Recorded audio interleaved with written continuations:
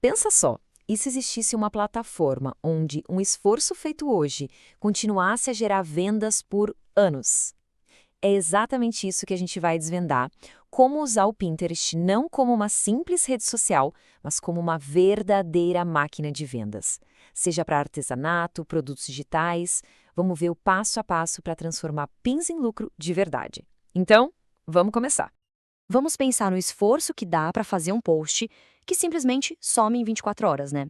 Frustrante. Agora imagina o completo oposto. Essa é a grande mágica do Pinterest. Um pin, gente, não é um post que morre. É um ativo digital que fica lá trabalhando, sendo descoberto por meses, às vezes até por anos. E essa é a primeira grande virada de chave que a gente precisa entender. Mas por que isso acontece, né? Simples, porque o Pinterest não é bem uma rede social. Pensa nele, na verdade, como um Google de imagens. É isso. As pessoas não estão ali para socializar. Elas entram com o objetivo, buscar ideias, soluções, inspiração e, o mais importante para a gente, elas entram prontas para comprar. A mentalidade de quem está ali já é outra. Então, chegamos ao ponto central de tudo.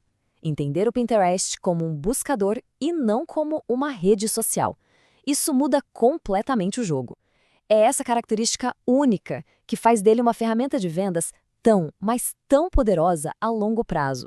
Ele consegue gerar um fluxo constante de pessoas interessadas sem aquela loucura de ter que postar o tempo todo. E o legal é a versatilidade, sabe? Produtos físicos, tipo artesanato, moda, vende. Produtos digitais, como e-books e cursos, com certeza. E serviços, consultoria, link de afiliado, também. Até para levar gente para o seu blog ou canal.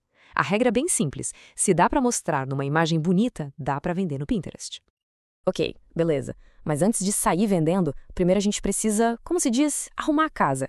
Tem 3 passinhos essenciais para configurar o perfil e deixar tudo pronto para receber os clientes. É como preparar a vitrine da loja antes de abrir as portas. Olha, são 3 coisas de bem rápidas, mas que fazem toda a diferença. Primeiro, mude para uma conta business. É de graça e só com ela dá para ter acesso às estatísticas e ver o que está funcionando. Segundo, a bio. Ela precisa ter palavra-chave. Pensa nela como a placa na frente da loja dizendo o que tem lá dentro. E terceiro, pastas organizadas. Elas são as prateleiras da sua loja, guiando tanto as pessoas quanto o algoritmo. Ok, loja arrumada? Perfeito. Agora vamos para o coração da estratégia, o PIN, porque é ele que vai atrair o olhar e gerar o clique. Vamos analisar aqui os 3 componentes que fazem um PIN funcionar como um vendedor silencioso e super eficiente. É uma combinação de 3 coisas. Parece simples, mas é muito poderoso. Uma imagem bonita, que chame a atenção, um título pensado com palavra-chave e uma descrição que seja clara e que convença. Cada um desses elementos tem um papel fundamental para fazer o PIN dar certo. Vamos começar pela imagem. Aqui, a regra de ouro é uma só. Vertical, sempre. O formato ideal é 1000 por 1500 pixels, porque ele ocupa mais espaço na tela do celular. E a boa notícia é que não precisa ser um gênio do design, não. Designs simples funcionam muito bem. E dá para fazer tudo em ferramentas gratuitas como o Canva. Agora, o título. Pensa no título como a sua isca. Nada de colocar algo genérico tipo produto legal. Isso não funciona. É preciso usar as palavras que um possível cliente usaria na busca. Por exemplo, CD internacional raro é infinitamente melhor do que um simples CD à venda. E aí vem a descrição, que é fundamental. Pensa nela como o motorzinho de busca do seu PIN. É na descrição que a gente diz para o Pinterest: ei, esse PIN é sobre isso aqui. Então, capricha nas palavras-chave, explica o que é o produto, para quem ele serve. Uma boa descrição garante que o seu PIN seja encontrado pela pessoa certa, na hora certa. Beleza, já sabemos como criar o PIN perfeito. Mas e agora? Agora a gente precisa transformar isso numa rotina, em algo que gere contatos e vendas de forma consistente, sabe? Todo santo dia. E aí vem a pergunta que não quer calar, né? A pergunta de $1 milhão. Tá, a pessoa clicou no PIN. E aí? Como é que esse clique vira uma conversa? Vira uma venda? Como a gente fecha esse ciclo? A resposta, olha, é surpreendentemente simples. E é aqui que a mágica acontece. A arma secreta é não usar um link para um site. Em vez disso, a gente usa um link direto para o WhatsApp. Pensa nisso. Um único clique e a pessoa já está numa conversa, falando diretamente com quem vende. A gente elimina qualquer obstáculo. É o caminho mais curto entre o interesse e a venda. E ó, uma dica de ouro para reforçar ainda mais. Coloque o número do WhatsApp na própria imagem do PIN. É isso mesmo, escrito lá na arte. Mesmo que a pessoa não consiga clicar, aquilo serve como um lembrete, um chamado para ação super claro. A chave aqui é a consistência. O ideal é manter uma rotina de uns 3 a 5 pins por dia. Mas atenção, não é para postar a mesma coisa sempre. O segredo é variar. Faz um pin de um produto específico, depois um pin de lista, tipo 10 ideias de presente. Mostra um pouco dos bastidores para criar conexão, posta um depoimento para gerar confiança. É esse mix que mantém o interesse lá em cima. E só para martelar esse ponto, porque ele é o mais importante de todos.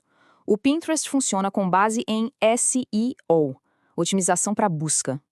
A regra não poderia ser mais clara. Quem usa as palavras-chave certas em tudo, no perfil, nos títulos, nas descrições, vende mais. Ponto final. Bom, para a gente fechar, vamos passar o olho rapidinho em alguns erros bem comuns que podem acabar com a estratégia. Porque, evitar o que dá errado é tão importante quanto fazer o que dá certo. Primeiro erro, e talvez o mais básico de todos, esquecer o link do WhatsApp. Não adianta nada fazer um pink incrível e não dar um caminho para a pessoa comprar. Sem link, sem venda. Simples assim. Segundo erro fatal, usar títulos genéricos, tipo produto legal.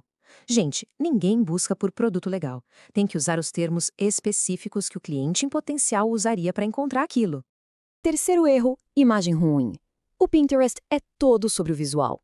Imagem de baixa qualidade, escura ou pior, na horizontal, ela vai ser simplesmente ignorada. O capricho na imagem não é opcional, é obrigatório. E por último, a falta de consistência. Postar uma vez na vida, outra na morte e esperar um milagre não vai rolar. É a receita para o fracasso. O algoritmo do Pinterest gosta e recompensa quem aparece sempre. No final das contas, a melhor analogia para o Pinterest é essa aqui.